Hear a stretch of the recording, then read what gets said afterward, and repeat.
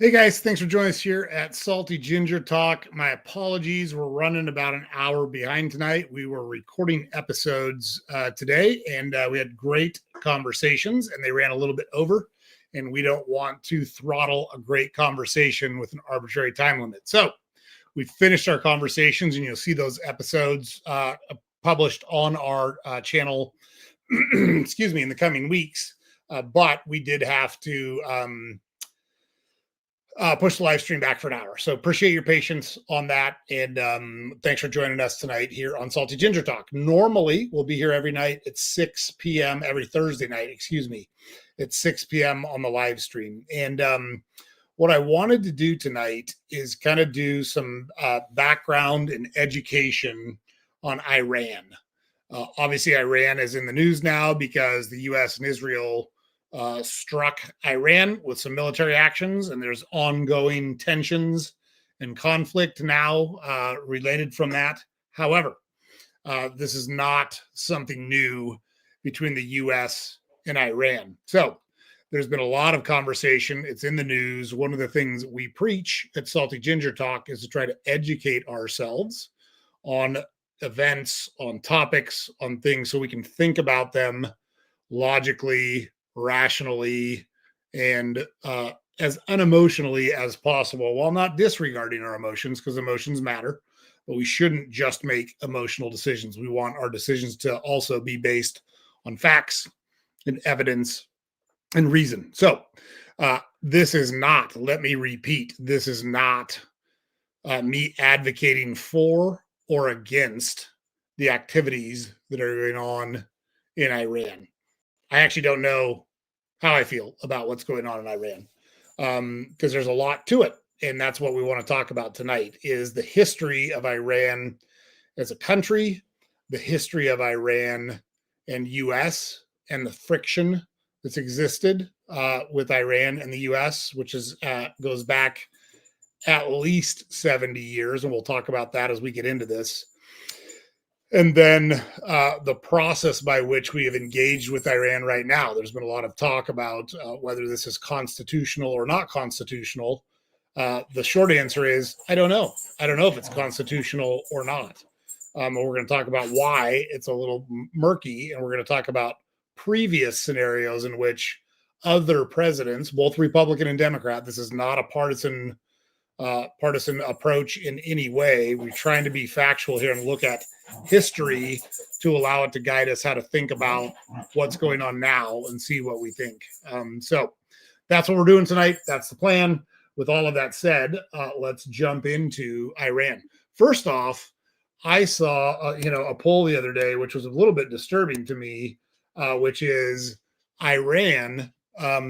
If you gave people a blank map with the countries outlined, but not identified in the Middle East, in Asia, less than 30% of Americans could identify Iran on a map.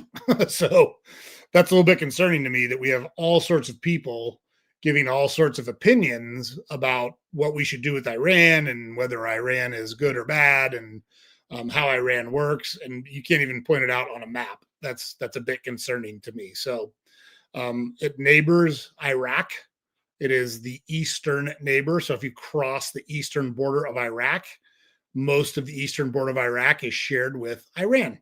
So it's right next to Iraq in the Middle East, if you're ever looking at it on a map. And so let's just start there. Like knowing where it is at is important.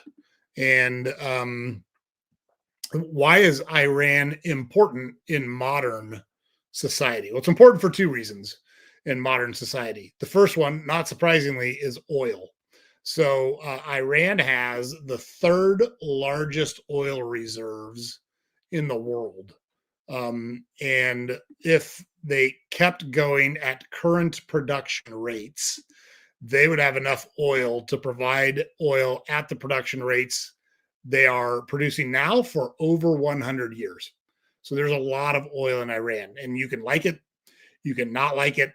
That's just fine. But the reality is much of the world runs on oil, whether it's gasoline, a lot of electricity is powered through fossil fuels, coal, oil, other fossil fuels. And it matters. It matters in the world, and it matters in our society. So Iran is important for that. Secondly, Iran is the largest state sponsored it sponsors more terrorism than any other state.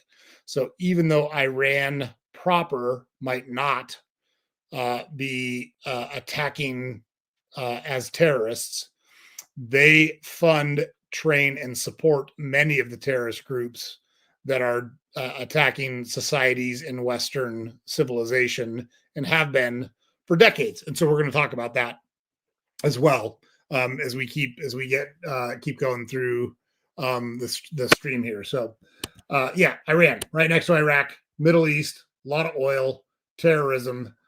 Those are the kind of the highlights to think about as we get started here. But Iran has been one of the longest continuously civilized countries in the world. It dates back where it's a continuous civilized country, not, hey, there was a society there and then everything went to hell for hundreds of years and then a new society popped up. Iran has actually been a society since like 800 BC. Used to be known as Persia. So if you've ever heard of the country or the territory Persia, people are talking about Iran because that was the original name of Iran. It was changed officially from Persia to Iran in 1935. And the history of Iran is very interesting. And the U.S. Has quite a bit of history with Iran going back at least to the 1950s. And so let's dig into that. We'll go back a little bit further so you can kind of understand what happened. So in 1921, there was a military officer in Persia's Cossack brigade. His name was Reza Khan, and he essentially named himself the Shah of Persia. He staged a coup against the government of the Kahar dynasty and took over in 1921. So he immediately launched a very ambitious campaign to modernize Iran because it was not real modern in the 1920s. He wanted to develop a national public education system. He wanted to build a national railroad system, and he wanted to improve healthcare. So in 1925, Ahmad Shah, which was the Kahar dynasty's final ruler, he's deposed. And at an assembly, not a popular election, but an assembly, votes in Reza Khan. He had taken on the last name of Pahlavi at that point, but he was Persia's new Shah officially in 1925. He's crowned in 1926, marking the beginning of the Pahlavi dynasty. His eldest son, Mohammad Reza, was named crown prince. Like we talked about earlier, in 1935, the country officially changed its name from Persia to Iran. By the mid-1930s, Reza Khan's dictatorial approach was starting to rub people the wrong way, and it was causing dissent. So even though in 1941, World War II was going on, and even though Iran declared that they were a neutral power during World War II, their oil was controlled by the British, but it was largely maintained by German engineers. And so obviously Germany and Britain were on opposite sides of World War II. And Britain asked for the German engineers to be ejected from Iran, and they refused to do so. So in September of 1941, British and Soviet occupation of Western Iran took place, and Reza Shah was forced out of power. His son, Mohammad Reza Shah, succeeded him on the throne. Fast forward to 1949, and there was an attempt on Mohammad Reza Shah's life. Most people think it was attributed to pro-Soviet Tudeh party, and it resulted in the expansion of Mohammad Reza Shah Pahlavi's constitutional powers. He essentially survived this assassination attempt and gained more power because of it. So, and remember, everybody has known for a long time, everybody around the world, whether it's Russia when they were super powerful, whether it was Britain when they were super powerful, whether it's the United States that is or was still super powerful. Everybody knows they've got these huge oil reserves. Remember, the third largest oil reserves in the world. So that's why everybody's so interested in Iran. In 1951, there was a nationalist prime minister named Mohammad Mossadegh, and he attempted to nationalize the British-owned oil industry, so wrest it away from British control and take it private. The Shah opposed this attempt and removed him from power, but he regains power. So Mossadegh regains power, and the Shah actually leaves Iran. But the Shah comes back to Iran in 1953 when General Fazoli Sadegh, with backing from the Central Intelligence Agency from the United States, that's very important. In 1953, there was an overthrow of the Iranian government, and it was backed by the United States Central Intelligence Agency. So we did not like the leader that was in Iran. We worked with internal forces to overthrow him and install Mossadegh in an August coup d'etat. All right. So very important. People in Iran have never forgotten that the United States deposed their leader in 1953 and worked to install a new leader who was friendly to United States interests. Okay. So 1957, the Federation of American Scientists, U.S., according to the Federation of American Scientists, U.S. and Israeli intelligence officers worked with Iran to set up SAVAK, which is an Iranian intelligence organization that's later blamed for torture and execution of thousands of political prisoners and violent suppression of dissent. So we're already seeing that in Iran, there is a history of squashing dissent, unstable government, appointment by power or takeover by force rather than democratic processes. So that's kind of how things have operated in Iran for a while.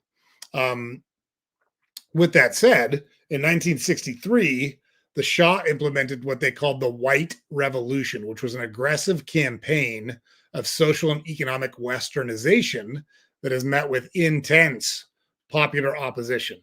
So popular nationalist Ayatollah Khomeini, you remember that name because it's coming back down the road, is arrested in one of many crackdowns on the Shah's opponents.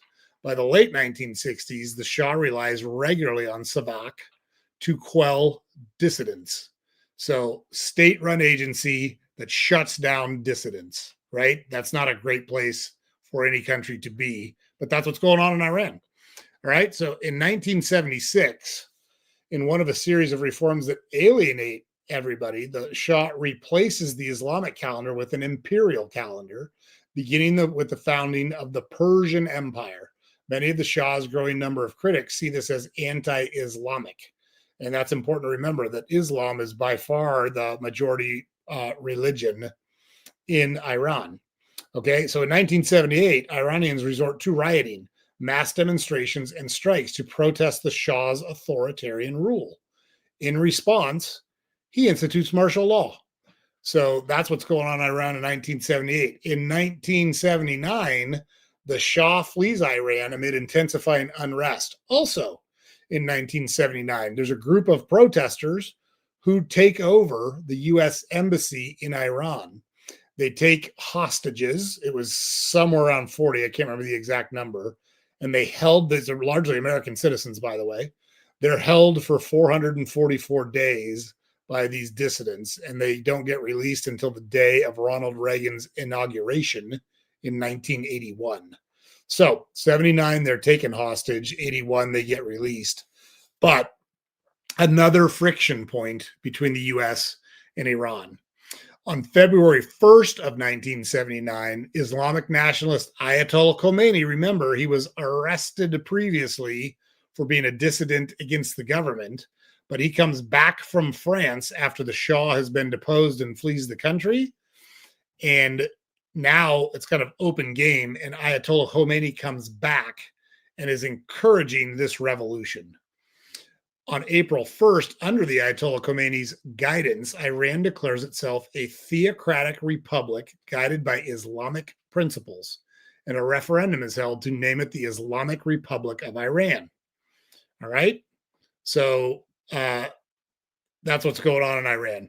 In 1980, Iran and the United States severed diplomatic ties over the hostage crisis, and the U.S. Embassy becomes a training ground for the Revolutionary Guards Corps, which is an Iranian special forces group. In July of that same year, the Shah dies in Egypt while he's in exile. So now the one person who probably could have stood between Ayatollah Khomeini taking over is the Shah, and he dies in July of that year.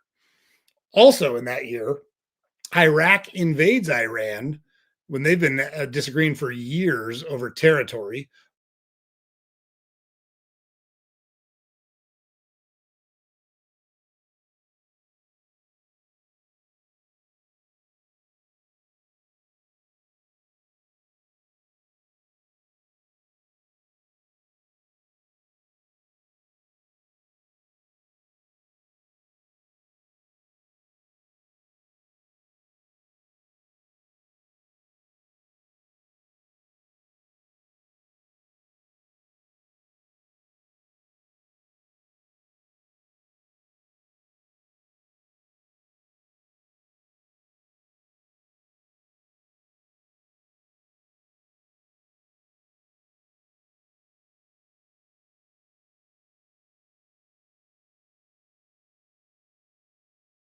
The United States apologizes and agrees to financial compensation for the victims' families, saying the civilian plane was mistaken for an attacking military jet. So you've got all these points of friction that happened between the US and Iran. Okay. So that's kind of what gets you into modern territory. So there's been all this friction between Iran and the United States. They have not seen eye to eye on lots of things. We meddled in their government, deposed one of their leaders. And there's been just kind of this tension between the two countries that's lasted for several decades. So, because of that, that takes us to the terrorism. Sorry, that takes us to the terrorism aspect of Iran, because they've got all this oil, they've got other partners in the world, and they don't like the United States. Not without reason, I might add. We've given them very valid reasons to not like us, right? We deposed one of their guys. We shot down a jetliner that killed almost 300 of their people. I'm not saying they're wrong for some of the ways they feel about the United States, but that is what it is. That's just the reality of the situation. So, what are some of the actions that Iran has taken over the years against the United States through terrorism and other things? Well, let's just start. So going back to, let's just start in, let's call it after the hostage situation. So in April of 1983, a suicide car bombing kills 63 people, including 17 Americans, at the U.S. Embassy in Beirut, Lebanon. The Iran-backed terrorist group Islamic Jihad, a precursor to the early branch of Hezbollah, claims responsibility. In October of 1983, operatives of the Iran-backed Hezbollah drive a truck bomb at a marine compound in Beirut, Lebanon, also, killing 220 U.S. Marines and 21 other service personnel. In December of 1983, Hezbollah operatives drive an explosive-filled dump truck through the gates of the U.S. Embassy in Kuwait City. Nobody is harmed, but it was another attempt at a terrorist killing by Hezbollah, backed by Iran. March of 1984, terrorists kidnapped CIA Chief William Buckley in Beirut, subsequently torturing and ultimately killing him in 1985. Islamic Jihad again claims responsibility. December 1984, Hezbollah terrorists attack a Kuwait Airways Flight 221 on its way from Kuwait to Pakistan. Divert it to Tehran. They killed 2 American officials from the U.S. Agency for International Development. 1985, Hezbollah terrorists hijacked TWA Flight 847 en route from Athens to Rome, and they killed a U.S. Navy diver. July 1989, Hezbollah operatives kill U.S. Marine Corps Colonel William Higgins after kidnapping him the previous year while on a United Nations peacekeeping mission in southern Lebanon. April 1995, an explosives-laden van crashes into a bus near Kfar Daram in the Gaza Strip, killing 1 American and 7 Israelis. Palestinian Islamic Jihad claims responsibility. All right, so we keep going on this. August 1995, Hamas suicide bomber. February 1996, Hamas suicide bomber. March 1996, suicide bomber. May 1996, gunmen kill an American-Israeli dual citizen in the community in Bet El in the West Bank. Another U.S. citizen and 3 Israelis are wounded. Israel suspects Hamas or Palestine Islamic Jihad. So we've got these instances that are occurring over and over and over again, with Iran sponsoring these terrorist attacks. So, like, it's not shocking when we think about Iran and the United States having tensions. It's not. I think it's disingenuous to say that what just happened in Iran was the start of a conflict. There has been conflict between the United States and Iran for decades. And I think it's important to keep all of that in mind, because it wasn't like someone threw a dart at the map and said, hey, wherever this dart lands, we're going to go attack this country for no reason. There's been long simmering tensions. Iran has attacked mostly, well, not mostly, all internationally, but has attacked U.S. interests internationally, killed U.S. citizens internationally. But at the same time, we deposed their leader. We installed a new leader. We shot down a passenger jet that killed almost 300 of their people. There's been tension between these two countries for a long time. So I think I don't think it's hard to understand at all why what has happened. When you think about it from that perspective, there's lots of reasons why this would work the way it's working. So let's pivot back to Iran. And there's been all sorts of sanctions against Iran, economic sanctions, trade sanctions, embargoes, those kinds of things for decades by the Western world. But where there has not been sanctions and Iran has developed a very good relationship is with China. Okay. So China is the number one country that buys oil from Iran. So Iran exports somewhere between 1.3 and 1.5 million barrels a day, primarily to China. So from a strategic perspective, Iran is a state sponsor of terrorism, has huge oil reserves, and their biggest customer or their biggest trading partner is China. As you know, China and the U.S. have their own tensions for a variety of reasons. One is the economic system by which they work. One is that China steals intellectual property. One is that China has a terrible record of human rights violations and fascist dictatorial approach. They are putting the Uyghurs in concentration camps. They long ago instituted, it's gone now, but they had a one-child policy where you're only allowed to have one child in China. Right, wrong, or indifferent, the Chinese valued males much more than they valued females. So it was not uncommon for a family to have a daughter and kill that daughter so that they could have another baby in an attempt to have a son.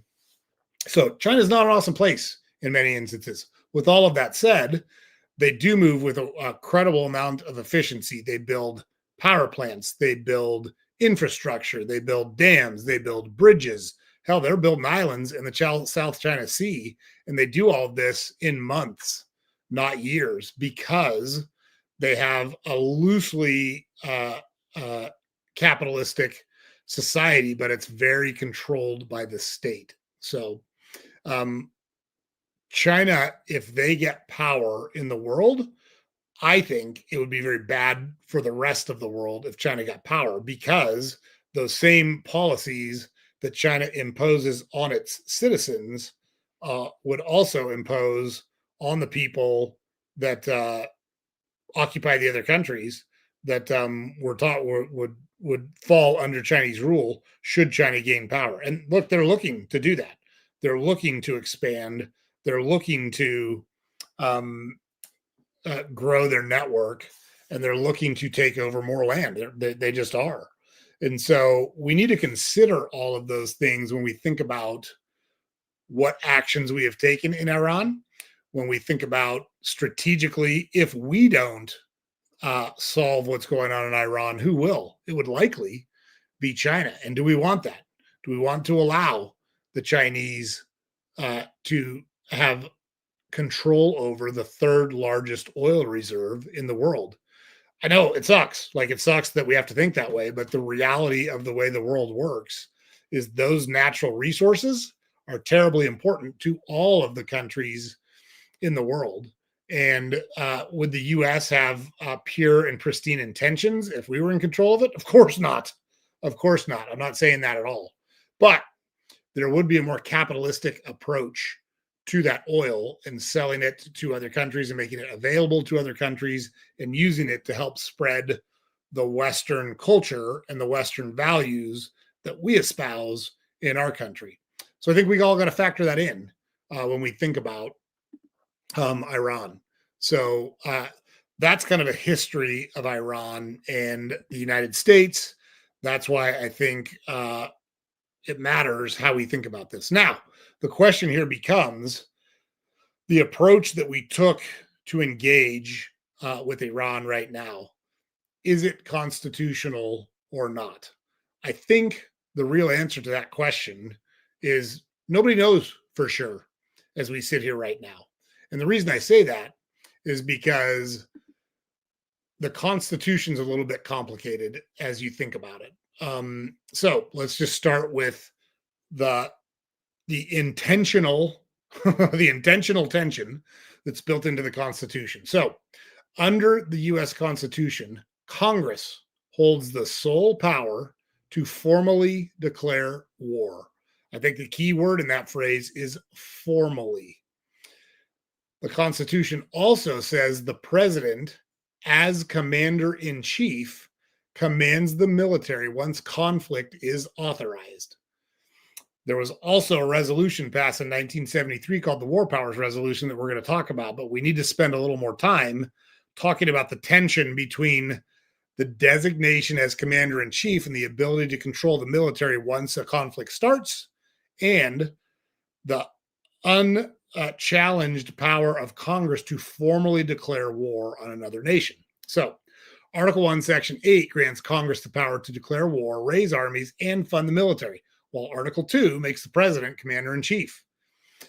There is also emergency powers written into the Constitution. And this was actually also in the 1973 War Powers Resolution.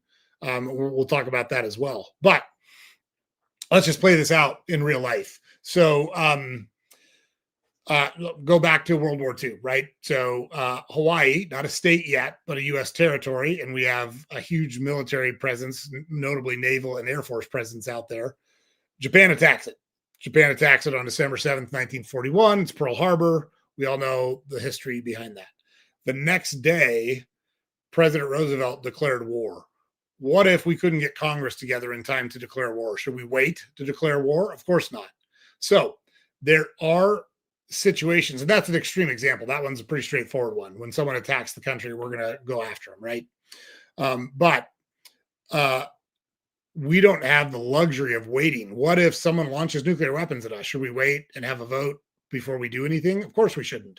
So there is flexibility written into both the Constitution and the 1973 War Powers Act. So it's interesting on the War Powers Resolution. the attempt there, the reason it was passed was to try to limit executive power. It requires the president to note, this is the important part of it for our conversation here. It requires the president to notify the Congress within 48 hours of deploying troops into hostilities. And there's a 60-day limit on engagement unless Congress authorizes more time. So if the president deems it necessary, if there's an imminent threat, if it's in by far the best interest of the national security, does he have the authority to authorize troops to take action? Yes, he does. But he has to meet a couple of stipulations. He has to notify Congress within 48 hours of deploying the troops into hostilities. Now, we didn't send a lot of troops. We sent troops to drop bombs, but we didn't put any boots on the ground in this initial action. And then there's a 60-day limit on the engagement unless Congress authorizes more time. So what does that mean for Iran? Again, the answer here is, I don't know. Was it right or was it wrong? I don't know. Was it the first time that a president has exercised such authority? It is not. So let's go back and look at other times that presidents have utilized these abilities under the Constitution. I had this pulled up. Give me a second to get back to it, because I had a list of all the times that other presidents have utilized this ability under the War Powers Act. Give me just a second. I'll find it again.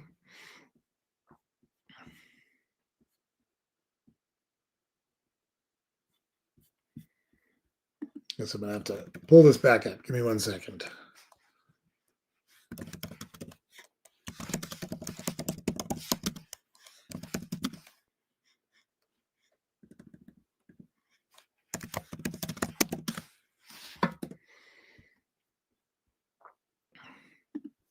There we go.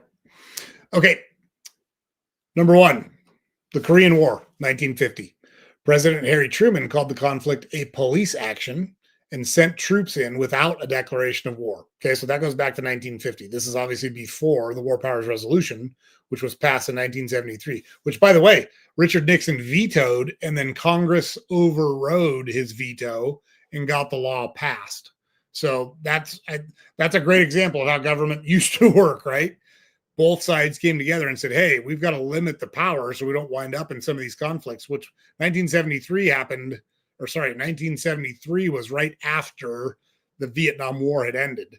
And the Vietnam War was incredibly controversial, very divisive. We lost over 50,000 troops in the Vietnam War. My dad served in the Vietnam War, so that's very near and dear to my heart because it affected him for the rest of his life. But that War Powers Resolution Act was passed in 1973. In 1950, the Korean War, which lasted for 4 years, Truman sent in troops without a declaration of war. The Vietnam War was initiated by President Kennedy and escalated by President Johnson without a formal declaration of war. The Panama invasion in 1989, George Bush, the first Bush, H.W. Bush, deployed troops without congressional approval. The Kosovo bombings that happened in 1999, Bill Clinton continued bombing campaigns without any authorization by Congress. The Libya intervention in 2011, Barack Obama authorized airstrikes in 2011. The Iran and Iraq strikes, Donald Trump ordered the killing of Qasem Soleimani, and then we just started this one in 2026. So this is not limited to President Trump in any way, shape, or form. Were all of these other actions correct? Were they constitutional? The answer is, I don't know. I'm not an attorney. I'm not a constitutional attorney. I don't know if they're legit or if they're not legit. But I can tell you that this is certainly not the first time that this has happened. And so I think it's important to understand there's a long history of presidents using this power to take military actions against foreign nations without any approval from Congress. So in a perfect world, look, The way I think about it is we have things set up the way we have them set up for a reason. I personally happen to think that the Constitution is an outstanding document. Does it have problems? Of course it does. Is it perfect? Of course it's not. But when you look at the checks and balances that were built into the Constitution to prevent mob rule like democracy, we don't want a democracy. Look, the best way I can explain it is if you live in a democracy and in that democracy there are two wolves and one sheep and you have a vote for what's for dinner, guess what's for dinner? It's the sheep. And that's not a good way to run a country. Democracies fail every time because they almost always turn into mob rule. We don't want that. The founding fathers were very deliberate about setting up our government as a constitutional republic whereby we elect people to represent constituents and make decisions based on what they think is in those constituents' best interests. In a perfect world, that's how it's supposed to work. We all know it's been perverted by money and industry and all sorts of other things. And there's lots of things wrong with the way our government operates now. I'm not disputing that for a second. I fully agree with you. That is not partisan. That is Democrats and Republicans. It has nothing to do with your party. Nothing. However, I still think at its core, the Constitution is a really good document. And as a part of that document, they built a check and balance in so that Congress, all 535 members, the 435 members in the House, and the 100 senators, all should be making those decisions for us as a country. So even if you agree with the actions, and even if you agree with what President Trump's approach is, and that's fine. I have no problems if you agree with that. I understand that argument. I also understand the argument that, hey, we can't just let this go on unchecked. We need some type of oversight by our elected officials to make sure we don't get in over our head on this thing or commit to something that's going to wind up being another Afghanistan or another Iraq or another Vietnam. Those are very legitimate questions that we need answered. And so, was it okay for President Trump to do what he did?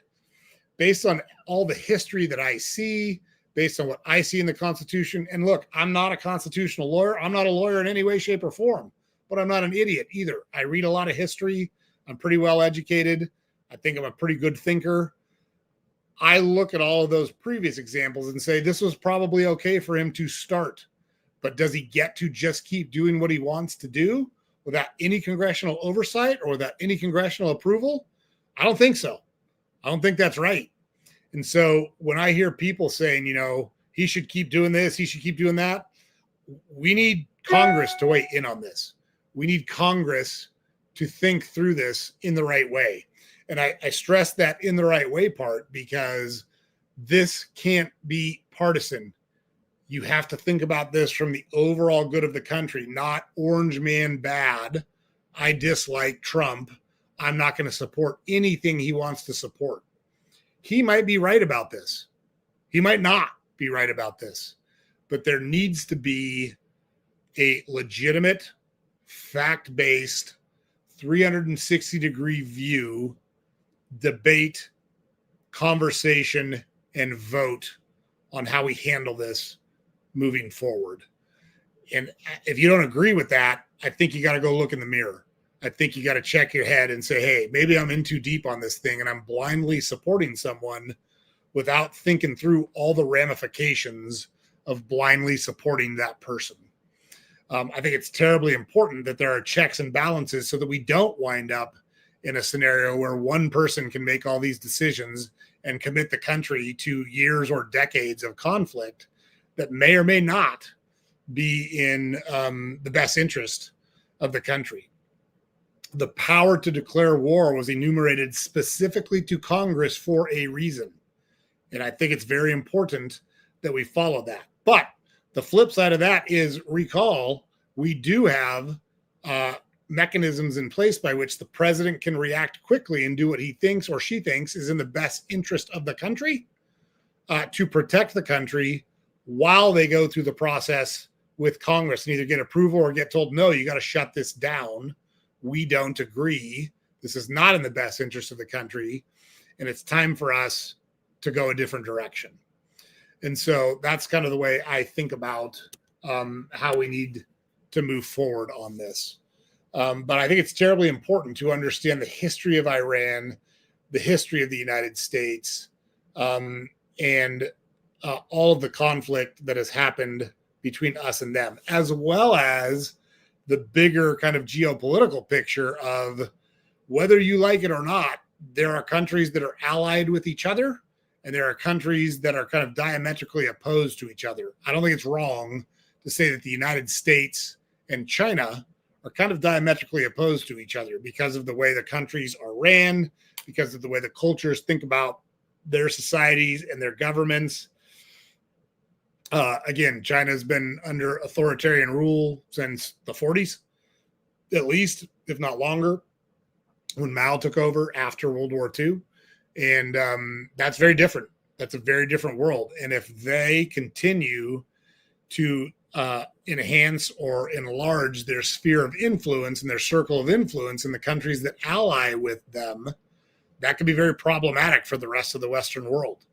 And we are the leader of the Western world, whether we like being the leader or not. I personally am glad we're the leader of the Western world because I would much rather have control over my own destiny than be another country saying, gee, I hope that our leader doesn't do something I don't like because I don't really have any way to stop them if they do it. So from my perspective, I'd much rather be in the seat that we are than anyone else. But there's a responsibility that comes with that. And in my mind, the first responsibility is to the people of the United States. So first things first, we need to make sure that our leaders all see this, or how the majority of the leaders see this as important and necessary and in the country's best interest if we're going to continue down this road. And if not, then we need to figure out what the plan B is on how to shut this down, because it's a little bit just to be straightforward, it's a little bit tough to put the toothpaste back in the tube now that we have launched an attack, and Iran is fighting back. I've read various accounts where Iran is almost out of missiles. I've read accounts that they plan to just hunker down and wait it out and say, we're not going to give up, but we might not be able to attack directly, but we'll keep launching terrorist attacks and we'll keep doing things to harm Americans abroad or harm Westerners abroad. I don't know how much of that is true.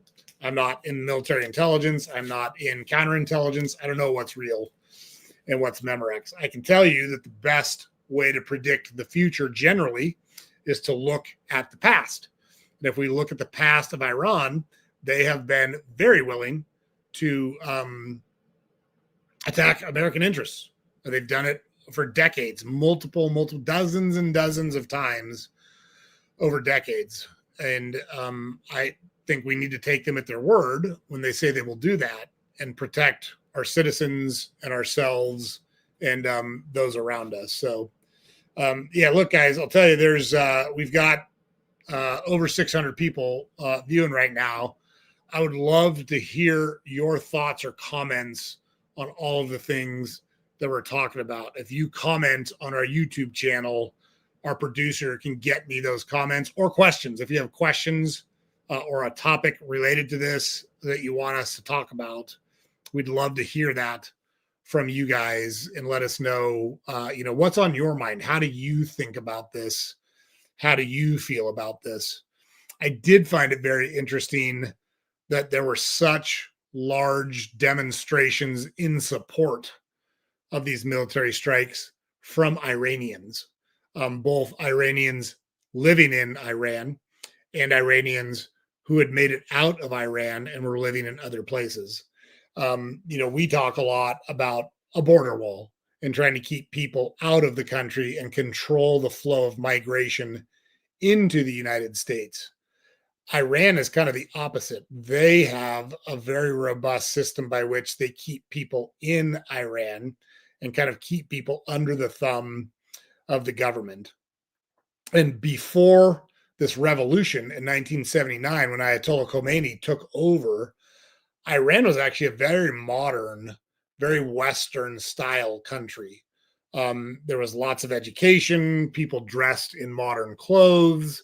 There was all sorts of culture, music, theater. Women were much freer than they are under this oppressive Islamic regime. And so to see the reaction of Iranians, at minimum, it tells me that the people running that country were not good people. They were not treating people well. They were practicing Sharia law.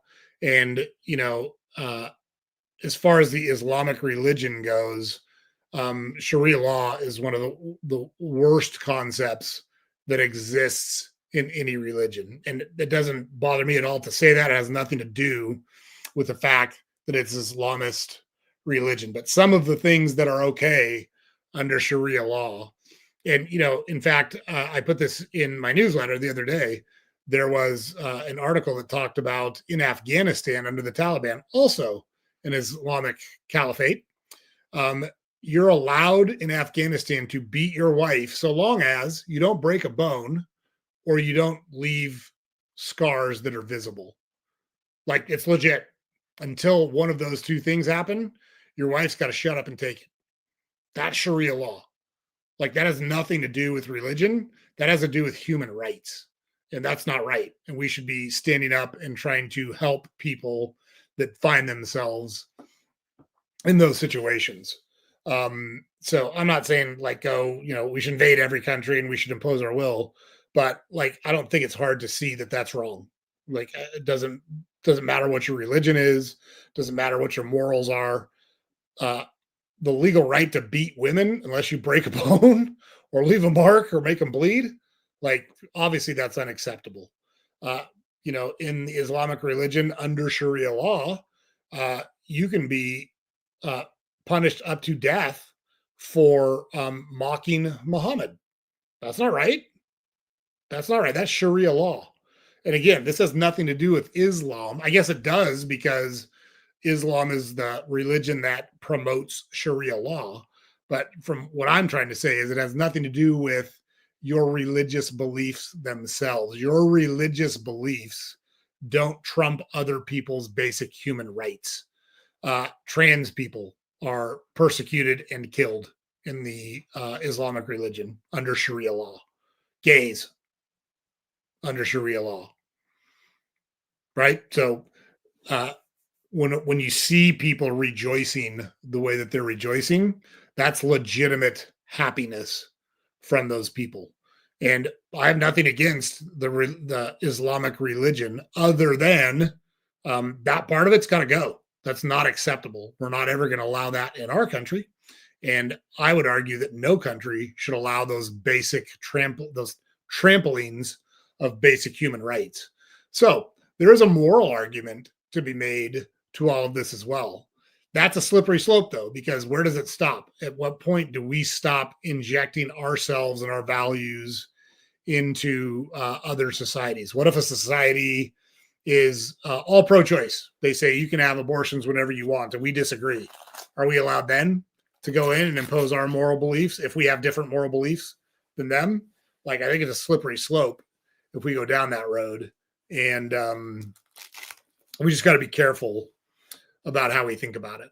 But I do think it's terribly important for our Congress, both the House and the Senate, to weigh in on this and figure out how we move forward. But it needs to be a legitimate conversation, not a I hate Trump, so this is bad. He could be wrong. He could be right. I don't know. It sure seems like on the actions he has taken or the negotiations he's had with other countries, things have gone the United States way much more than they have not in those instances. So, and look, I didn't vote for Trump. I've never voted for Trump. I haven't voted for a mainstream candidate in 20 years, over 20. I guess it's about 20 years now. But so yeah, I'm not a Trump apologist in any way, shape, or form. I don't have any MAGA gear. It doesn't bother me the way it bothers a lot of people. I find it comical that people can just be triggered by a hat or triggered by a speech or triggered by a person. Like, I think you got to learn to check your emotions, think critically, and look at the bigger picture if you're one of those people that just goes aggro when they hear or see anything Trump related. So that can't be the way we approach this in the conversations in Congress about how we move forward after this conflict. Because again, there are big global ramifications to this relationship, not just for us, but for everybody. And it doesn't matter whether you like it or not. When we're talking about the country that's got the third largest oil reserves in the world and has enough oil to produce at their current levels without running out for over 100 years, it matters. It matters who they're allied with. It matters who they're enemies with. It matters who has say-so over who gets that oil, where it goes to, how it works, et cetera, et cetera. And so it's not as straightforward as we should, at least in my mind, it's not as straightforward as should we or should we not move forward with this conflict with Iran. And then there's the human part of it too. Like, we've already had service members die in this conflict. Like, those are people that are never going home. They're never going to see their families again. Like, there's a real consequence to the actions that we're taking, and that should not be lost in the conversation. Those are real people, our soldiers, brave men and women, but those are real people. And so when we engage in these conflicts, people lose their lives. That's real, and that's got to be factored in as well. It's like any situation, you've got to say, here's what I think the positives could be from these actions. Here's what I think the negatives could be from these actions. Here's the percentage that I assigned. Like, I think it's this percent likely to happen or not happen. And here's the price I am or am not willing to pay in order to deliver the results that I'm trying to deliver. I think we have to have a rational thought about that. And look, I'd love to say that, any troop, if we lose one troop, the cost is too high. That just unfortunately is not the nature of military conflicts, and that is not the nature of the military itself. I would argue that we have enough technology and enough weaponry that the amount of people we need to put on the ground, if any, would need to be small, and we need to use all the technology available to us if we're going to move forward with this, to be as swift and decisive and end it as quickly as possible. And unfortunately, I think it was General Patton that said, you don't win a war by being a martyr for your country. You win a war by making the other guy a martyr for his country.